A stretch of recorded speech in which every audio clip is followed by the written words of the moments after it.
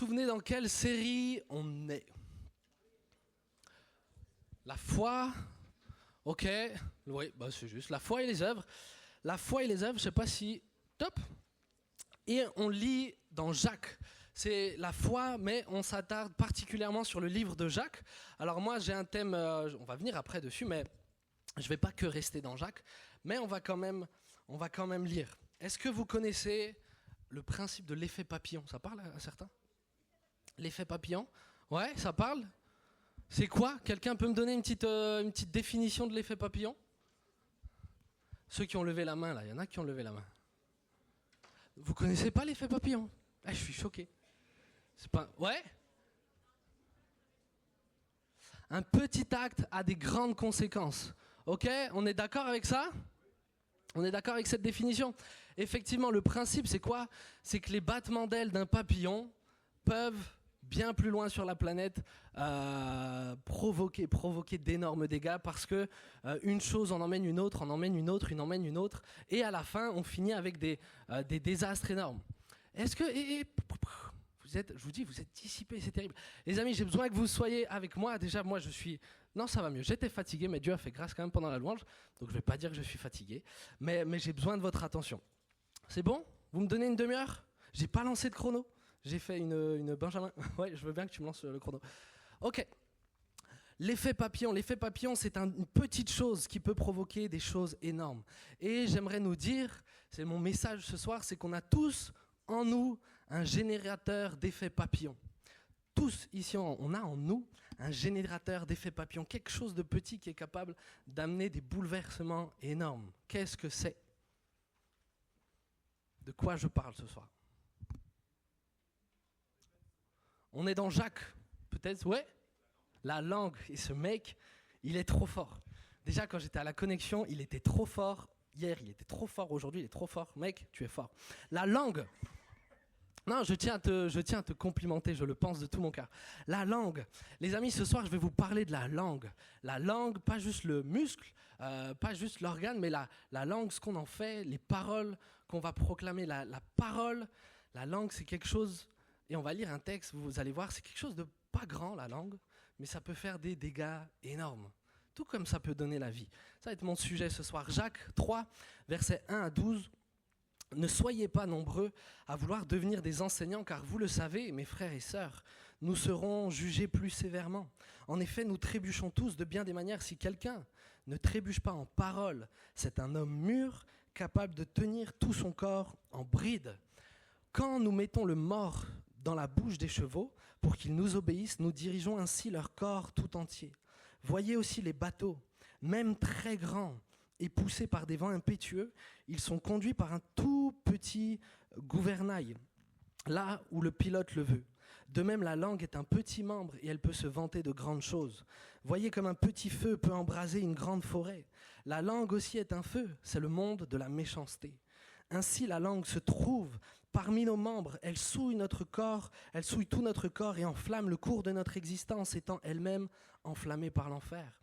Toutes les espèces de bêtes, d'oiseaux, de reptiles et d'animaux marins peuvent être domptés et ont été domptés par l'homme. La langue, en revanche, aucun homme ne peut la dompter. C'est un mal qu'on ne peut pas maîtriser. Elle est pleine d'un venin mortel. Par elle, nous bénissons Dieu notre Père, et par elle, nous maudissons les hommes faits à l'image de Dieu. De la même bouche sortent la bénédiction, la malédiction. Mes frères et sœurs, il ne faut pas que tel soit le cas. Une source fait-elle jaillir par la même ouverture de l'eau douce et de l'eau amère? Un figuier, mes frères et sœurs, peut-il produire des olives ou une vigne des figues? De même, aucune source ne peut produire de l'eau salée et de l'eau douce. Ok, jusque-là, la parole de Dieu. Ce que ce texte nous dit et ce que ce texte met en évidence, c'est que oui, la langue, c'est pas grand-chose. D'aspect, elle paye pas de mine. Mais la langue peut faire des choses incroyables. Le texte va nous dire que la langue peut se vanter de grandes choses. Oui, elle paye pas de mine. Mais avec la langue, on peut faire beaucoup. Avec la parole, on peut diriger avec un pays. On peut diriger un pays par la parole. Tu peux détruire par la parole. Tu peux construire par la parole. Tu peux faire beaucoup de choses. Et on va parler de ça. On va parler de comment utiliser la parole. Vous êtes avec moi? Ok. Ah oui, il y en a, ça leur parle. C'est bon. La langue, je pourrais la comparer presque à a une arme en fait. Depuis tout petit, tu as cette langue-là. Depuis tout petit, moi je vois mes enfants, c'est choquant en fait déjà comme ils peuvent te dire des trucs, ça te fait trop du bien. Des simples mots, papa, je t'aime. Des fois mon fils, il était fier de moi je faisais rien du tout. Je me souviens, bon, c'est une drôle d'histoire celle-là, mais je sors des toilettes et mon je suis pas sûr que je dois la raconter, mais je vais vous détendre. Je sors des toilettes et mon fils me dit, papa, t'as fait caca? J'ai dit oui. Il m'a dit bravo papa. J'ai dit mais, merci, je sais que c'est quelque chose. Mais là, tu peux faire du bien la langue, mais je les vois aussi déjà, ils sont tout petits et ils peuvent se dire des trucs, mais tellement cruels. Ils peuvent se moquer, le plus grand, il a même pas 7 ans. Et ils peuvent déjà se moquer. J'ai des profs qui m'ont dit, mais bon, on a quelques soucis. Alors je sais pas si c'était le mien ou si c'était d'autres enfants, mais ils allaient voir les dessins de l'autre et en gros, ils disaient, oh, ça c'est plutôt nul ce que tu fais. J'ai dit, wow, déjà tout petit. Et pourtant, ça a des grosses conséquences. Et c'est quelque chose, on est tous globalement concernés. Alors, bien sûr, il y a la parole, je vais dire audible, et je vais beaucoup parler de ça. Mais il y a d'autres moyens de s'exprimer, on est d'accord? Il y a d'autres façons de s'exprimer et je crois réellement que ce texte parle de ça aussi. Bien sûr, il met l'emphase sur la parole, mais est-ce que des sourds, est-ce que des muets ne peuvent pas faire des dégâts sans que ce soit audible? Bien sûr que si. Je ne vais pas me focaliser là-dessus, mais bien sûr, on se comprend, c'est dans ce qu'on véhicule. Ok. Mon premier point, ça va être la barre et le gouvernail. La barre et le gouvernail. Le texte là compare la langue au gouvernail d'un bateau. Qui sait ce que c'est le gouvernail? Ouais. Elle lève la main, mais elle me regarde même pas. C'est en mode, oh, moi c'est bon, je sais. Quelqu'un qui me regarde, qui peut le dire, c'est quoi le gouvernail?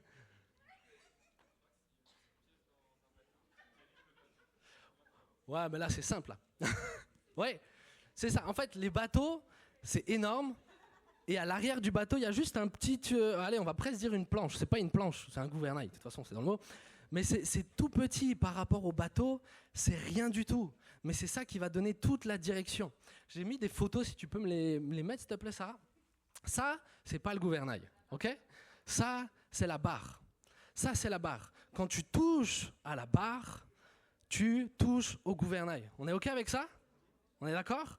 Tu touches à la barre, alors tu modifies le gouvernail. Le premier point que je veux dire, c'est que ta langue en soi, ta langue, ton muscle, ta bouche, elle est, je vais le dire comme ça, elle est neutre. C'est-à-dire c'est un muscle, quoi. Il n'y a pas d'intention. Maintenant, la question c'est, le texte nous dit que la langue, c'est un gouvernail, il peut diriger des bateaux énormes là où le pilote le veut. On est d'accord? C'est ce que dit le texte, c'est pas moi qui le dis, c'est le texte qui dit ça. Le pilote, grâce au gouvernail et au travers de la barre, il va pouvoir diriger le bateau là où il veut. Ta langue, en soi, est neutre, mais ta langue, c'est une porte ouverte sur ce qu'il y a au fond de toi. Ok? Ta langue, c'est une porte qui donne sur ce qu'il y a au fond de toi. Ce qui a de l'importance, c'est qui est à la barre. On est d'accord? Qui est à la barre? Qui est à la barre? Le gouvernail en soi, il ne peut rien faire tout seul. Ce qui est important, c'est qui le conduit. Qui va faire quelque chose avec lui? Qu'est-ce qui est au fond de toi? La barre, le gouvernail, ça va être ta langue. Mais ma question, c'est maintenant, qui est à la barre? La Bible nous dit qu'en tant qu'enfant de Dieu, il y a 2 choix. Soit tu marches, ou bien on pourrait du coup parler de naviguer, soit tu navigues par la chair, soit tu navigues par l'esprit. Vous avez déjà entendu ça? Soit tu navigues par la chair, soit tu navigues par l'esprit. Naviguer par la chair, c'est quoi? C'est finalement dire, ok, ce qui va sortir de moi, c'est ce que ma chair va me dire. C'est les pulsions qui en moi. La chair, ta chair est profondément contre Dieu. Ta chair n'aime pas Dieu. Ta chair est loin d'être chrétienne, d'accord? Et tu as la possibilité de laisser ta chair à la barre.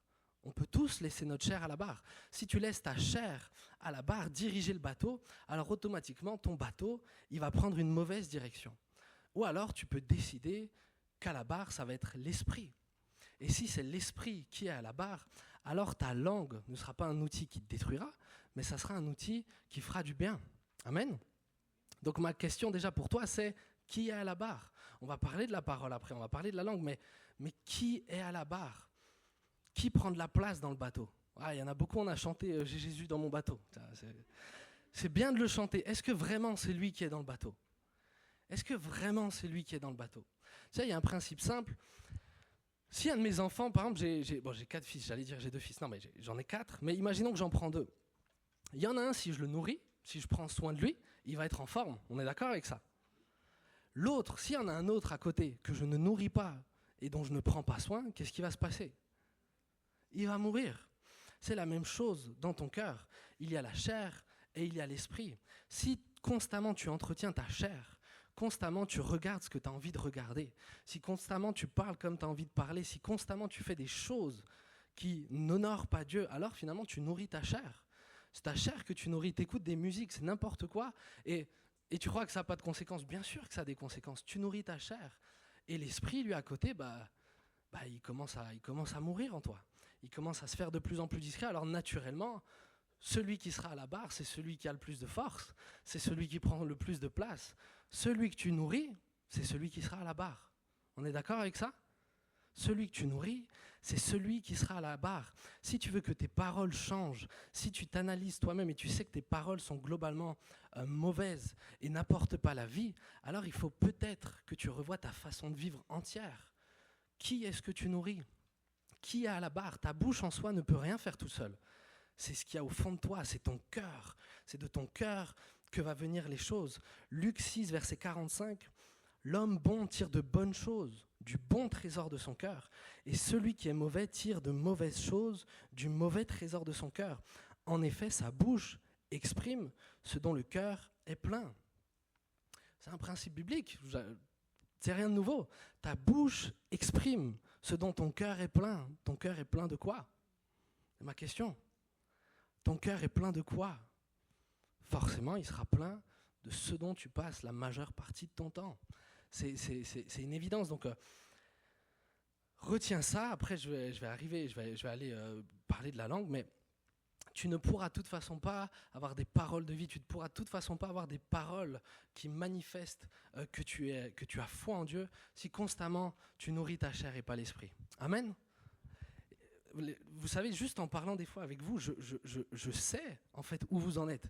Nous, les responsables, vous me mettez une demi-heure, des fois il n'y a pas besoin d'une demi-heure, mais tu me laisses un petit peu de temps avec toi. Globalement, je sais où tu en es, je sais si tu nourris ta chair ou je sais si tu nourris l'esprit. Pourquoi? Parce que même si tu feras beaucoup d'efforts, ta bouche va exprimer ce dont ton cœur est plein. Tu auras beau essayer de faire semblant d'être chrétien, ça se verra. Parce que ton bateau, il sera en train de prendre une mauvaise direction. Les fruits que tu porteras seront des mauvais fruits. Tu ne pourras pas faire semblant. Tu ne peux pas faire semblant. La bouche exprime ce dont le cœur est plein. Amen. Veille sur ce qu'il y a en toi. Parfois, ça c'est propre à la PO quand même. On aime bien se tacler. Ouais. Les Peter Schmitt, on me précise, tout à fait, je le confesse. Je tiens à dire que papa Jean taclait beaucoup, tout le monde ne le sait pas ça, mais c'était un grand clasheur, mais avec beaucoup d'amour. Mais globalement, ici on aime bien tacler, on aime bien se clasher, c'est un peu notre langage d'amour. Mais, je mets quand même un petit bémol, un petit mais. Moi des fois on va me clasher. J'estime que j'ai une plutôt bonne répartie. J'ai une plutôt bonne répartie, j'ai pas trop de mal. Comme elle a dit, les Peter Schmitt, on est comme ça. Donc j'ai grandi dans une famille où il faut que tu aies de la répartie, sinon tu es mort. Donc la répartie, je l'ai. Maintenant, sincèrement, et je vous promets que ça m'arrive très souvent, il y en a ici, vous allez me clasher. Et la répartie, et des fois je suis presque frustré d'avoir de la répartie parce que je sais ce que je pourrais te dire. Je sais ce que je pourrais te répondre. Dans des cas très gentils, je vais le faire. Si après, je sais que tu vas en rigoler, ça va aller. Mais des fois, j'ai une répartie qui vient et je sais que ça va te blesser. Je sais que ça va te faire du mal. Et là, du coup, je fais quoi de ma langue? Qu'est-ce qui va se manifester? Est-ce que je manifeste la chair? La chair, elle en a rien à carrer que toi, ça va te faire mal. Tu m'as blessé, tu m'as clashé. Il faut t'attendre à un retour de médaille. On est d'accord? Ça, c'est la chair. La chair, elle ne prend pas en considération tes sentiments. Ta chair, elle ne prend pas en considération ce que pense Dieu. Ta chair, elle répond. Et à côté de ça, il y a l'esprit qui est là. Et qui dit oui, il est d'accord avec moi. Il trouve aussi que j'ai une bonne répartie, l'esprit. Et il est d'accord que ça serait une bonne punchline. Mais qu'est-ce que j'en fais? Ça va blesser la personne. Et c'est là, en fait, les choix qu'on a. Soit tu laisses, c'est un exemple, il y en aurait beaucoup d'autres, mais c'est là où tu as le choix. Soit je laisse l'esprit, soit je laisse la chair qui est à la barre. Soit je fais du mal à la personne, soit je décide de me taire Et je ne sais pas si je vais penser y revenir, je m'étais dit qu'il faut que j'y revienne, mais sincèrement, l'Esprit souvent voudra que tu te taises. Très sincèrement. Et je vais quand même lire un texte après, mais l'Esprit, globalement, t'emmène souvent à te taire. Parce qu'on va voir que parler beaucoup, c'est dangereux. Donc je te laisse cette question, tu la gardes dans ton cœur. Qui est à la barre? Mon deuxième point, c'est pouvoir de vie et de mort. La langue a un pouvoir. Tes paroles ont un pouvoir. Je ne sais pas si tu es au courant de ça ou si tu es conscient de ça. Tes paroles, réellement, ont une force. Tes paroles, ce n'est pas juste des sons. Tu vois, je fais ça, c'est rien. Si je t'insulte, c'est aussi un son. Pourtant, les conséquences ne sont pas les mêmes. On est d'accord avec ça? Tes paroles ont un poids, tes paroles ont un impact. Dieu a décidé comme ça. Dieu a tout créé par la parole. C'est Dieu qui a décidé que les mots, lorsqu'on exprime ce qu'il y a au fond de nous par la parole, ça a un impact. C'est Dieu qui en a voulu comme ça. Dieu l'a montré au travers de sa parole, mais tes paroles vont créer quelque chose. Forcément, tes paroles vont avoir un impact. Ésaïe 55, versets 10 à 11, va dire « La pluie et la neige descendent du ciel et n'y retournent pas, sans avoir arrosé la terre, sans l'avoir fécondée et avoir fait germer ses plantes, sans avoir fourni de la semence au semeur et du pain à celui qui mange. Il en va de même pour ma parole, celle qui sort de ma bouche. Elle ne revient pas à moi sans effet, sans avoir fait ce que je désire et rempli la mission que je lui ai confiée. » Là, c'est Dieu qui parle. Et je sais que pour certains d'entre vous, vous dites « Oui, mais là, c'est Dieu. » Nous, on n'est pas Dieu. D'accord. Moi, je crois que surtout ce que Dieu souligne, c'est que lui, effectivement, sa parole va accomplir exactement ce pourquoi il la prononce. Dieu a une volonté et il sait parfaitement l'accomplir au travers de sa parole. Nous, c'est pas ça. Nous, on balance des fois des mots et puis après, on essaie de rattraper le truc. Nous, on n'est pas comme ça, mais réellement, ta parole a aussi un impact. Autant la parole de Dieu va produire des choses, va produire la vie et heureusement pour nous, la parole de Dieu, elle est profondément bonne. Tout ce que Dieu dit sur toi, c'est forcément pour ton bien. Forcément. Tout ce que Dieu a dit, son but, c'est de produire une bonne chose en toi. Ça, c'est Dieu. Nous, c'est pas tout à fait ça. Nous, c'est pas tout à fait ça. La Bible dit, je vous lis encore ce verset, Proverbe 18, verset 21, peut-être certains l'ont déjà entendu. La mort et la vie sont au pouvoir de... La mort et la vie sont au pouvoir de la langue. On n'est pas en train de parler de Dieu, là. On est d'accord? La mort et la vie sont au pouvoir de la langue. La langue a un pouvoir. Le pouvoir de vie, le pouvoir de mort. Quiconque l'aime en mangera le fruit. Tu aimes parler? Soit, pas de problème, c'est bien. Il faut quand même qu'on discute dans la vie. Sinon, ça serait triste. Mais tu en mangeras les fruits. C'est une promesse, hein. Tu peux te le noter. Hein. Ça, c'est une promesse. Quiconque l'aime en mangera les fruits. Tu aimes parler? D'accord. Mais prépare-toi à récolter ce que tu sèmes. Prépare-toi à récolter ce que ta parole exprime, ce que ta bouche exprime. C'est pourquoi ça, je vous en supplie, ne le prenez pas à la légère. On ne peut pas prendre un tel verset à la légère. Tes paroles ont un effet, tes paroles vont produire quelque chose et Dieu va te rémunérer pour ça, en bien ou en mal. On est d'accord? Amen? Oui, c'est pas forcément toujours ce qu'on aime entendre, mais c'est ça. Mais j'arrive sur un point, je vais commencer par ça, je ne sais pas depuis combien de temps, mais premier point, c'est la vie. Ta bouche peut apporter la vie. Profondément, ta bouche peut apporter la vie. Proverbe 10, 11 va dire que la bouche du juste est une source de vie. Il faut que tu aies conscience, petit frère, petite sœur, que tes paroles peuvent réellement donner la vie. Vraiment. Là où tu es en cours, là où tu es, je ne sais pas, peut-être certains vous taffez déjà. Là où tu es, tes paroles ont un impact, tes paroles ont un pouvoir et ils ont un pouvoir de vie. Les amis, il y a réellement des fois, c'est arrivé, des suicidaires, des gens qui étaient sur le point de se suicider, ils étaient au bord et quelqu'un a su trouver les mots, l'encourager, lui dire juste quelque chose qu'il avait besoin d'entendre. Et là, mais la personne qui était au bord du gouffre, qui allait se faire du mal, qui allait mourir, mais retrouve espoir, retrouve vie. Ta parole a une puissance et elle peut avoir une puissance de vie. Et on est appelé en tant qu'enfant de Dieu à porter cette vie-là. Amen. Wow. Amen. Amen. Les amis, j'aimerais tellement qu'on en soit plus conscient. Je sais que c'est un défi des fois d'aller parler aux gens, de parler aux gens de ta classe, d'aller parler, mais si tu avais conscience à quel point Dieu veut utiliser ta parole ta parole pour produire quelque chose chez l'autre, si seulement tu avais plus conscience que par tes mots, tu peux sauver quelqu'un, par tes mots, tu peux redonner espoir, par tes mots, tu peux produire la vie chez quelqu'un, peut-être que tu parlerais un peu plus. Tu ferais attention à ce que tu dis, mais tu prendrais courage aussi pour aller voir les gens.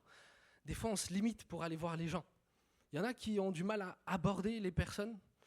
Ouais. Une fois, il y a si peu de monde, purée, ben moi j'en fais partie. Aller voir quelqu'un, ça me challenge de ouf. Une fois que je suis dans la discussion, maintenant ça va, on discute, on est tranquille. Mais aller voir quelqu'un, pour moi, je vous parle pour moi, je sais que ça concerne beaucoup, mais c'est pas facile.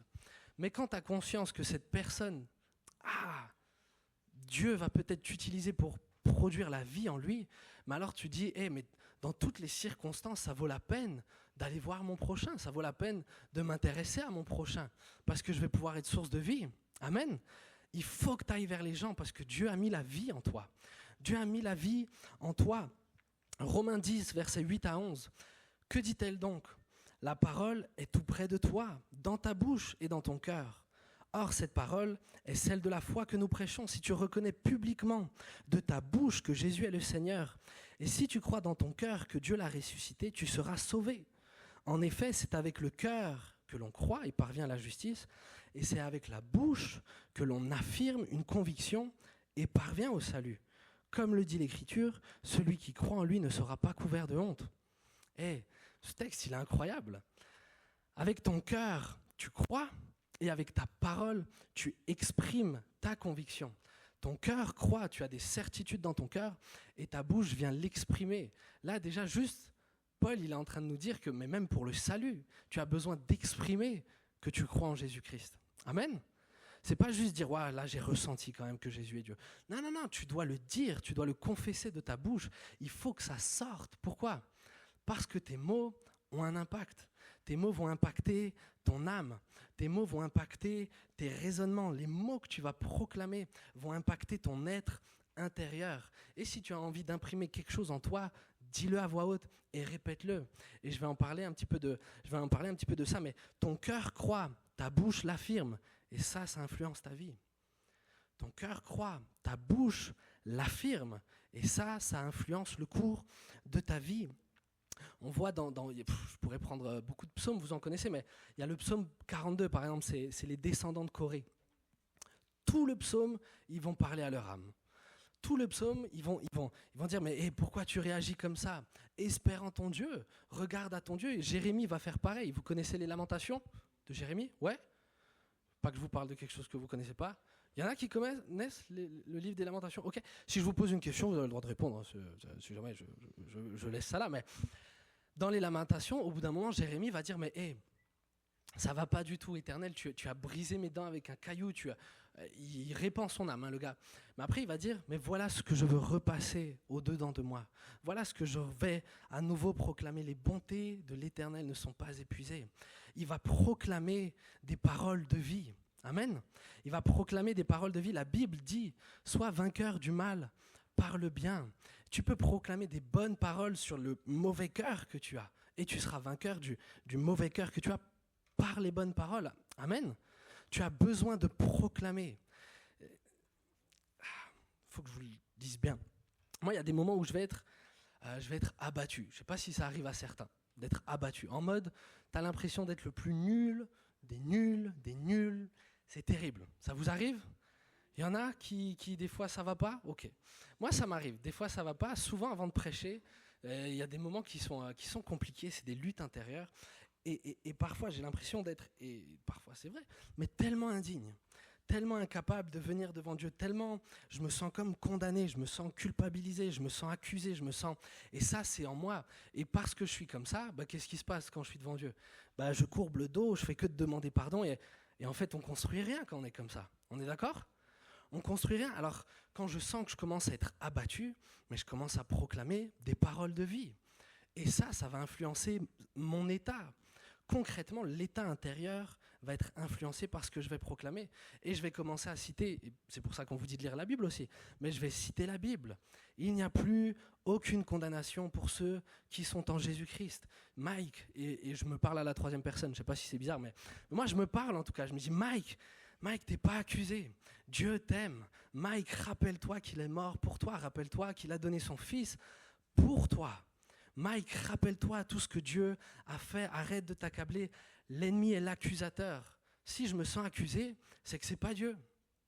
Dieu convainc, l'esprit convainc, le diable accable et le diable accuse. Mike, rappelle-toi qu'il y a un ennemi qui est là et qui veut te détruire, et rappelle-toi que rien ne peut te séparer de l'amour de Dieu. Amen. Ça, c'est ce que je fais quand je suis abattu. Réellement. Sincèrement, je le faisais encore juste avant de venir prêcher. Des temps où c'est Bagdad dans le cœur, mais je décide de proclamer ce que Dieu a dit de moi. Et vous, souvent, dans vos cœurs, c'est Bagdad. Dans vos pensées, c'est Bagdad. Dans votre état intérieur, c'est Bagdad. Et le problème, c'est que au lieu de commencer à ouvrir votre bouche et de proclamer la vérité, vous entretenez ça. Vous réfléchissez sur le pourquoi. Mais tout ça, ça ne te fera pas sortir.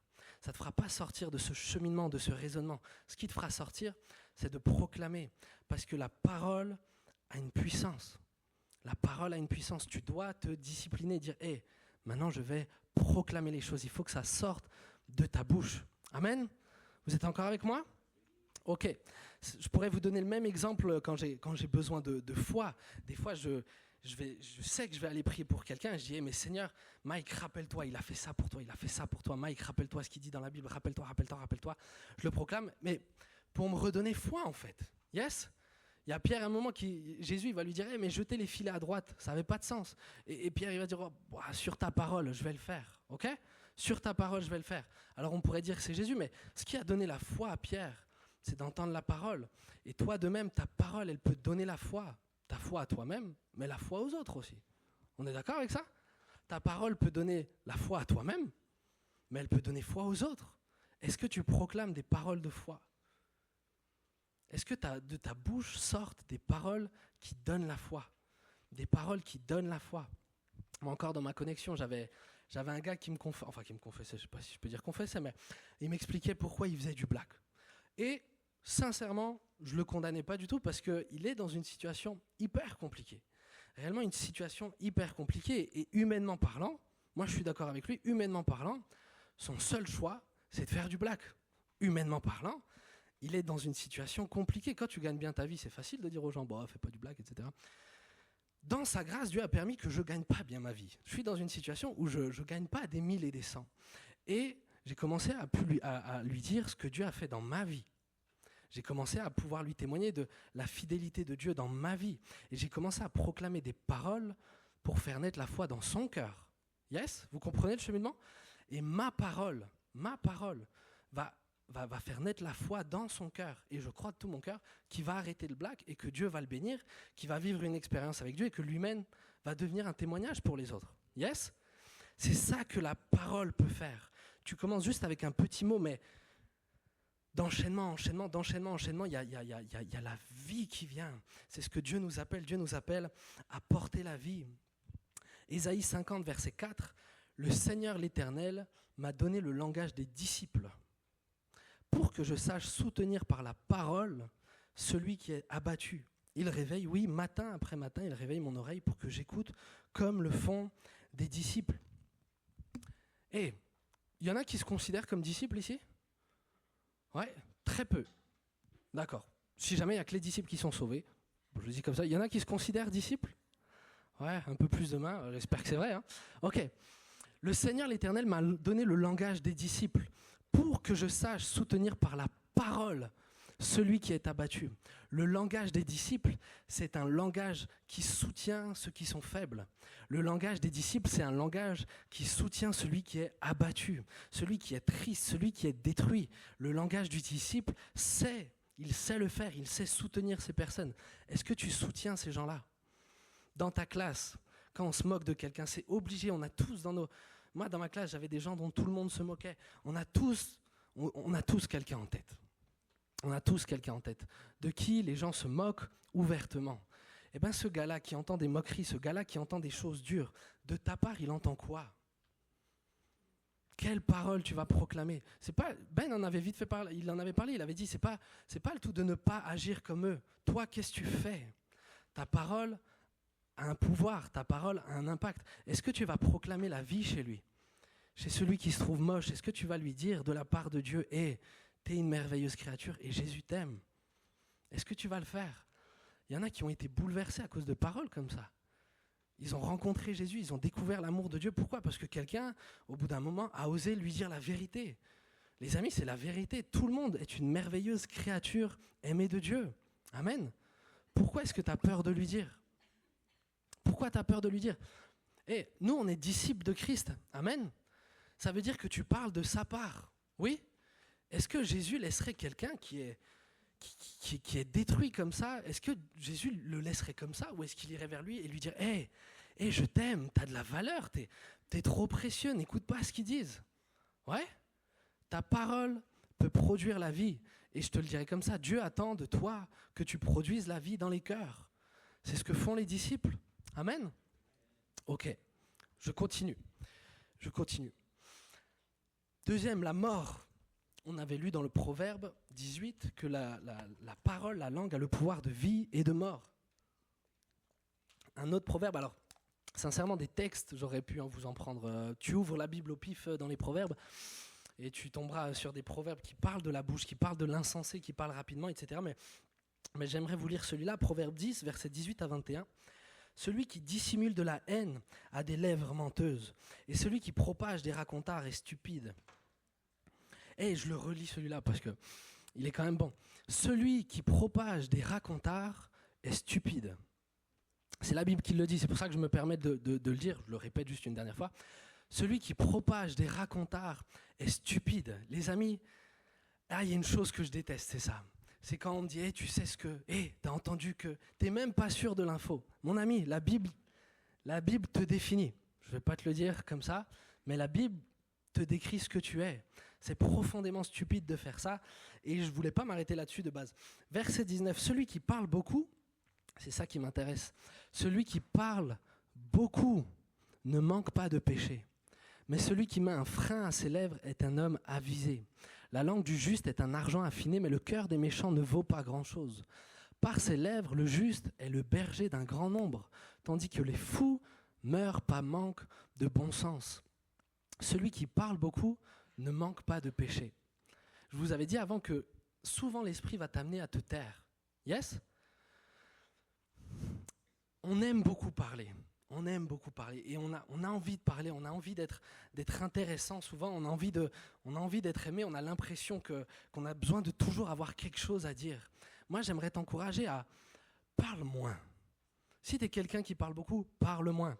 Parce que là, les amis, c'est pas ambigu. Celui qui parle beaucoup ne manque pas de péché. Si tu es quelqu'un qui parle beaucoup, tu es quelqu'un qui pêche. On est d'accord ? Pourquoi ? Parce que déjà, le texte de Jacques nous disait à quel point c'est difficile de maîtriser ta langue. Quand tu parles, c'est difficile de maîtriser ce que tu vas dire. Mais si tu passes ton temps à faire quelque chose de difficile, c'est sûr que tu vas rater à des moments. Yes ? Forcément, celui qui parle beaucoup, au bout d'un moment, va dire des choses stupides.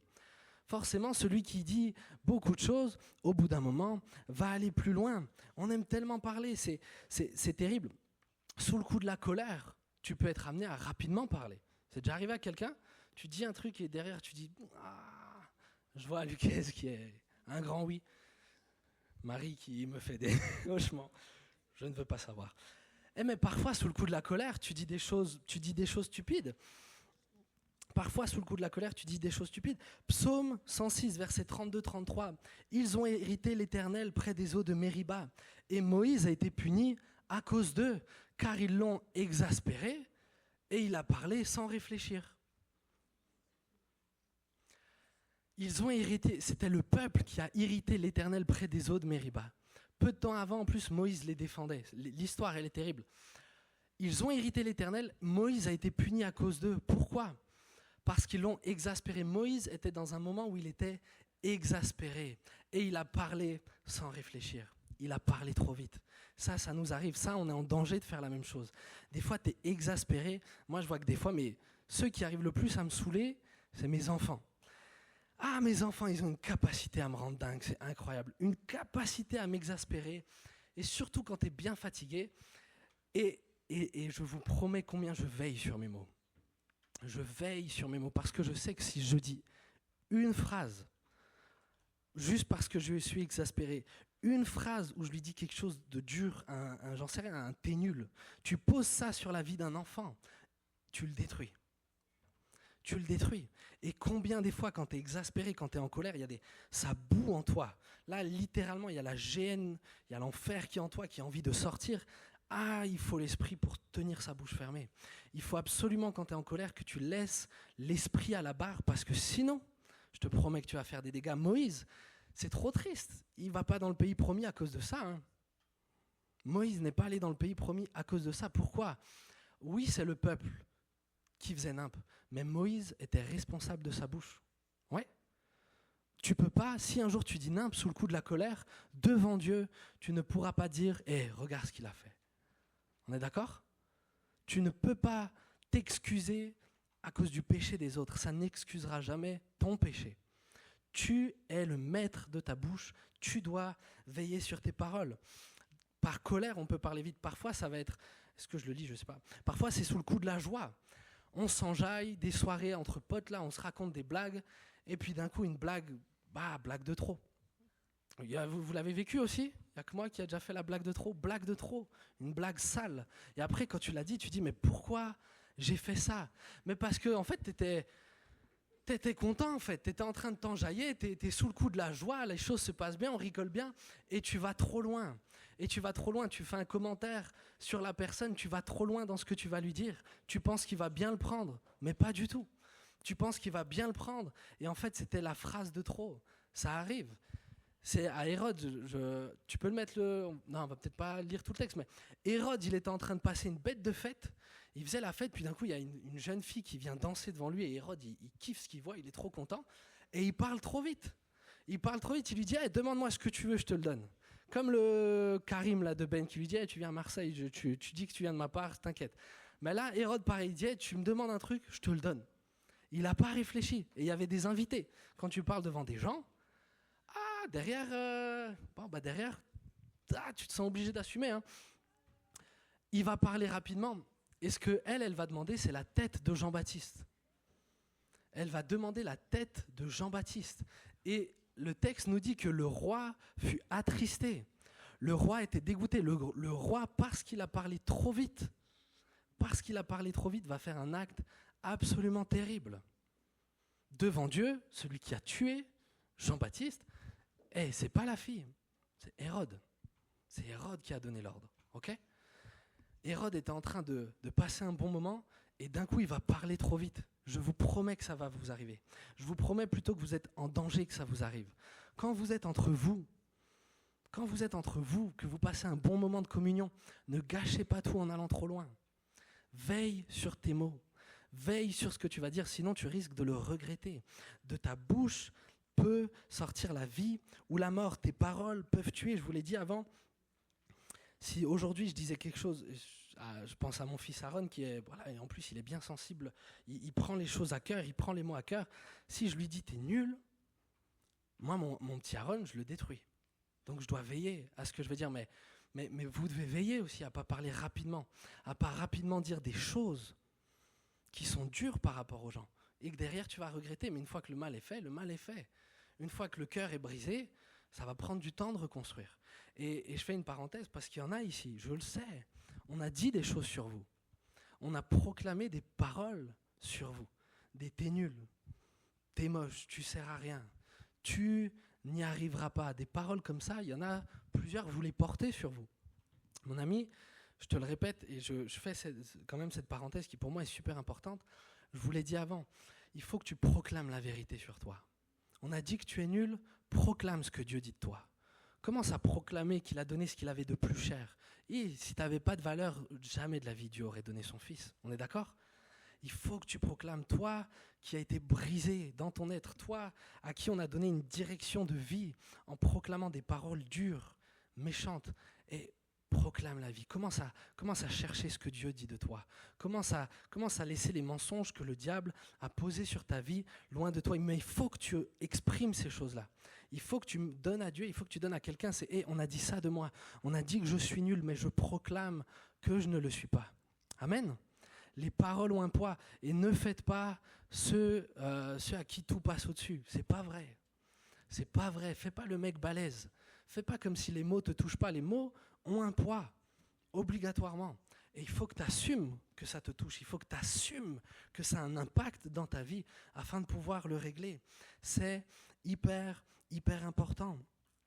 Arrête de t'auto-descendre. Ça, il y en a, vous le faites aussi. Et particulièrement quand on est dans des moods un peu où on n'arrive pas à voir le soleil, on est comme ça. Ah, j'y arriverai pas. C'est trop dur. Seigneur, cet examen, moi, j'y arrive pas. Je suis pas assez intelligent. Je suis pas assez ceci. Je suis pas assez cela. Je vous le répète, je l'ai dit plein de fois, mais c'est important que vous le compreniez. Tes mots ont un poids. Tes mots ont une puissance. Si tu dis « je suis nul », ça va impacter ta vie. Ok ? Quand tu proclames des paroles comme ça impacte ta vie. Et je ne suis pas en train de parler de paroles positives ou quoi. C'est pas ça l'idée. C'est que les mots vont t'impacter. Si à longueur de journée, tu répètes que tu es nul, que tu ne sais rien faire, que Dieu ne pourra pas t'utiliser, mais Dieu ne pourra jamais t'utiliser. Parce que d'ailleurs, être utilisé par Dieu, ça dépend de Dieu, ça ne dépend pas tellement de toi. Lui, il est capable. Mais qu'est-ce que tu proclames sur ta vie ? Arrête de te descendre. Il y en a, vous êtes tout le temps en train de vous descendre. Vous voyez que ce qui ne va pas, tout le temps le négatif. C'est fou. Vous voyez que ce qui ne va pas dans vos vies. Et du coup, vous sortez jamais. Et la solution pour sortir de ça, elle est simple. C'est arrêter de dire ces choses et commencer à dire ce qui est bon. Amen. Amen. Tu as besoin de sortir de ça. Tu as besoin de sortir de cette routine. Arrête de répéter ces choses-là parce que je te le répète et je te le répète encore. Ça a un impact sur toi. J'en parlais des fois avec quelqu'un, des fois légèrement on dit « Ah, je suis mort ». Des expressions comme ça, tu dis « Mais qu'est-ce que tu es en train de dire ?» Qu'est-ce que tu es en train de dire ? Rapidement, on dit « Ah, je suis trop… » Enfin bref, je ne vais pas dire. Mais… Qu'est-ce que tu es en train de proclamer sur ta vie ? Ne parlons pas légèrement. La médisance, je vous ai dit, tout ça, c'est des choses qui apportent la mort. La médisance, c'est quelque chose qui me rend dingue, la médisance. Je ne supporte pas ça. La médisance, c'est quoi ? C'est d'aller dire du mal de quelqu'un. Des fois, c'est fondé. Hein. La personne a peut-être réellement fait une erreur, mais tu vas le raconter à quelqu'un d'autre, sans aucun objectif derrière, si ce n'est de le raconter. Ça, c'est de la médisance. Et ça, on le fait trop souvent. On le fait trop souvent. Et s'il te plaît, si ton frère a péché, si ton frère a fait quelque chose, ne va pas le raconter. Pourquoi tu vas le raconter ? Le dire à un responsable dans le but de régler les choses, ça c'est une bonne chose. Ok ? Le dire dans l'objectif d'aider ton frère, ça c'est une bonne chose. Mais le dire pour avoir quelque chose à dire entre nous, c'est insupportable. Dieu déteste ça. Arrête de faire. La Bible dit que l'amour couvre une multitude de fautes. Et il y a des doses, je pourrais balancer des choses, mais jamais de la vie je le fais. Ou je prie en tout cas, Seigneur, donne-moi de ne jamais le faire. Donne-moi de jamais le faire. Pourquoi tu vas raconter du mal de ton frère ? Ça, c'est ta chair. Parce que quand tu racontes du mal de lui, toi, tu parais meilleur à côté. C'est pour ça qu'on fait ça. Dans ta classe, quand il y a quelqu'un qui vient mal fringuer, est-ce que tu es obligé de le dire à celui qui est à côté de toi ? T'as vu comme il s'est sapé celui-là ? Ça apporte quoi ? Ça fait du mal. Si tu te fais du mal à toi-même, car je te garantis que tu laisses là une porte au péché, là c'est la chair qui est au bateau et qui est à la barre et il ne t'emmènera pas dans la bonne direction. Ne médis pas, ne parle pas des autres, occupe-toi de tes affaires. Moi je sais qu'il y a un truc qui m'énerve, des fois je raconte des histoires, ça m'arrive de raconter des histoires, des choses que certaines personnes ont fait. Mais volontairement, je ne cite pas les noms. Volontairement, je ne cite pas les noms de la personne. Pourquoi ? Parce que ce qui est intéressant, ce n'est pas qui l'a fait. Ce qui est intéressant, c'est ce qu'on peut tirer de l'histoire. Okay ? Et il y a des gens, ils ne peuvent pas s'en empêcher. Quand on raconte, on cherche à savoir de qui on parle. Pourquoi tu cherches à savoir de qui je parle ? Qu'est-ce que ça peut te faire ?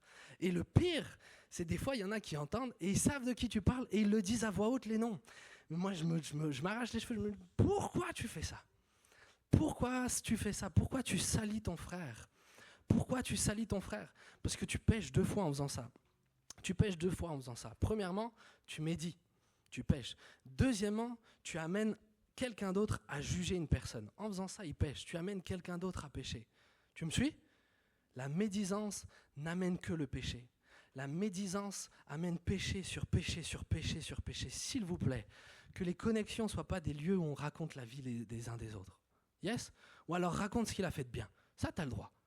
Ça, tu as le droit de vanter ton frère. Ça, tu peux dire, hey, on a quand même un frère de ouf au sein d'Impact Jeunesse. Lui, il témoigne trop bien. Ça, tu peux. Ça, c'est bon. Mais par contre, le salir gratuitement, c'est grave. C'est réellement grave. Je conclus. J'arrive à ma conclusion. De ta bouche peut sortir une eau douce. Ça, c'est l'Esprit de Dieu. De ta bouche peut sortir une eau douce ou une eau amère. Ta chair amènera une eau amère. Je commence doucement à faire un petit potager dont je suis plutôt fier, même s'il n'y a encore aucun fruit. Si je commence à arroser mes plantes avec une eau éclatée, une eau amère, une eau au pH, alors je ne sais pas si c'est élevé ou bas, qu'il ne faut pas, mais bref, avec une eau amère, mes plantes, elles vont mourir. Si constamment la source qui jaillit de toi est une source amère, si ce qui sort de toi est une source qui provient de la chair, alors tu apporteras la mort autour de toi. Alors c'est la mort qui t'accompagnera. Autour de toi, il n'y aura pas la vie. Autour de toi, il y aura la mort. Par contre, si tu laisses l'esprit aux commandes, si tu décides de te taire, et on l'a vu, la clé souvent, c'est de se taire. Moi, souvent, quand j'ai les blagues qui viennent, franchement, je sais que ça ferait rire les gens en face, mais je sens que devant Dieu, il ne valide pas la blague. Alors je pince mes lèvres et je me dis, Seigneur, c'est pas grave, je suis pas drôle, c'est pas grave. Et souvent, c'est ça. Souvent, la source douce va consister à te taire. Apprends à te taire. Mais apprends à dire de bonnes choses, à complimenter ton prochain. Apprends à dire ce que l'autre fait de bien, ce que tu apprécies chez l'autre, sans à chaque fois dire, bon, il y a ça aussi qui ne va pas. Non, juste complimenter. On a besoin d'apprendre, j'ai besoin d'apprendre à faire ça. Proverbe 18, verset 21. La mort et la vie sont au pouvoir de la langue. Quiconque l'aime en mangera le fruit. Normalement, Jésus a dit de nous que des sources d'eau vive vont jaillir de notre sein. Oui, il y en a qui veulent les sources d'eau vive. Ça va passer par là. Ça va passer par qui tu laisses à la barre. Ça va passer par ce que tu vas dire. Les sources d'eau vive vont venir au travers des paroles que tu vas donner, au travers des paroles que tu vas proclamer. Je finis simplement avec ce texte aussi. Et pour moi, c'est important qu'on en soit conscient. Matthieu 12, versets 36 à 37. Je vous le dis, le jour du jugement, les hommes rendront compte de toute parole inutile qu'ils auront prononcée. En effet, d'après tes paroles, tu seras déclaré juste, et d'après tes paroles, tu seras condamné. Je vous le dis, le jour du jugement, les hommes rendront compte de toute parole inutile qu'ils auront prononcée. Dieu a mis une force incroyable entre tes mains. Tu as un pouvoir incroyable. Par ta bouche, tu peux faire des miracles, littéralement. Tu peux amener la vie ou tu peux amener la destruction. Mais pour moi, ce qui est important, c'est comprends bien, à chaque fois que tu parles, à chaque fois que tu es avec tes amis, à chaque fois qu'il y a ces choses, tout ça, Dieu ne l'oublie pas. Ok ? Un jour, on va devoir rendre des comptes à Dieu. Ok, Seigneur ? Il va nous dire, ok, regarde tout ce que tu as dit. Un jour, on va devoir rendre compte des paroles inutiles qu'on a proclamées. Et moi, ce que j'aimerais, c'est qu'Impact Jeunesse soit un groupe qui prenne en maturité. Pour moi, cette prédication est beaucoup attachée à la maturité. C'est de la maturité de savoir se taire. C'est de la maturité de savoir se taire. C'est de la maturité d'accepter de ne pas être drôle pour honorer Dieu, par crainte de Dieu. Yes ? Mais par contre, c'est aussi de la maturité de savoir aller à contre-courant de tout le monde. Et là où tout le monde se moque de quelqu'un, toi, tu viens apporter la vie, ou tu viens apporter une parole de foi, afin que ton frère ne désespère pas, mais au contraire, retrouve la foi. Amen. Amen. Vous êtes avec moi ? Ok. On va encore prier. On va prier pendant que l'équipe, j'ai oublié d'appeler l'équipe de louange, vous pouvez venir tranquillement. Je vais prier. Et après, je vais simplement faire un appel. Je ne veux pas faire un appel pour un appel, mais pendant que je préparais, je sentais que Dieu voulait quand même agir pour les personnes sur qui des paroles ont été déposées, des paroles qui vous ont détruit, des paroles que vous portez encore aujourd'hui, des choses qui ont été dites sur vous. Donc je vais déjà juste, dans un premier temps, on va juste simplement prier. Prions Dieu qui nous aide à maîtriser notre langue. Amen. Demandons au Saint-Esprit de bien conduire le bateau. Demandons à Dieu de l'aide, parce que la bouche, la maîtriser, c'est quelque chose. La Bible dit, Jacques le dit, c'est quelque chose comme d'indomptable. On a besoin de Dieu. L'homme ne peut pas la dompter, mais le Saint-Esprit peut dompter ta langue. Tu as besoin du Saint-Esprit. Père éternel, je te bénis pour ta parole. Et je prie, Éternel, qu'elle fasse son effet. Tu me l'as promis, Seigneur, ta parole ne revient pas à toi sans faire l'effet, Seigneur, pour laquelle tu l'as appelée. Éternel, je prie que des cœurs soient convaincus. Éternel, je prie que si des personnes ont parlé durement à d'autres, si des paroles si des personnes se sont moquées, si des personnes ici dans cette salle, Seigneur Dieu, ont proclamé des paroles de mort, des paroles qui ont apporté la mort, alors Éternel, je prie que tu puisses les convaincre d'arrêter, les convaincre de se repentir, les convaincre, Éternel, d'aller demander pardon aussi, afin d'amener la vie. Là où la mort avait été, que la vie puisse commencer à venir, s'il te plaît, Père éternel, je te remets nos cœurs. Seigneur Dieu, donne-nous de la foi de croire, Éternel, que nos mots ont un impact. Seigneur, c'est un principe spirituel, c'est un principe biblique. Donne-nous de ne pas parler légèrement. Seigneur, je prie que Impact Jeunesse soit une source d'eau vive. Seigneur Dieu, pas une source d'où vient l'eau amère et l'eau douce, Seigneur, mais profondément une source d'eau douce. Seigneur Dieu, que les nouveaux qui viennent, Seigneur Dieu, puissent être encouragés, qu'on puisse valoriser les talents des uns des autres. Je prie, Seigneur Dieu, qu'on soit des personnes qui fassent jaillir la vie par ta parole. Oh, s'il te plaît, Père éternel, aide-nous. Pardonne-nous, Seigneur Dieu, lorsqu'on a médit. Pardonne-nous, Père éternel, lorsqu'on a parlé sous le coup de la colère, sous le coup de la joie. Pardonne-nous, Père éternel. Pardonne-nous, s'il te plaît. S'il te plaît, aide-nous, Saint-Esprit. Aide-nous à maîtriser notre langue. Seigneur, nous ne le pouvons pas. Seigneur, moi, j'y arrive pas. Sans toi, j'arrive pas à me taire. Sans toi, je ne peux pas y arriver. Sans toi, mes petits frères, mes petites sœurs ne peuvent pas y arriver. Alors, s'il te plaît, Saint-Esprit, donne-leur de la sagesse. Donne-leur de la maturité. Donne-moi de la sagesse. Donne-moi de la maturité. Et donne-nous de veiller. Seigneur Dieu, donne-nous de chercher à t'honorer toi avant de chercher à être intéressant. Seigneur Dieu, donne-nous de regarder toujours à ce que toi, tu penses. S'il te plaît, Père éternel, au nom de Jésus.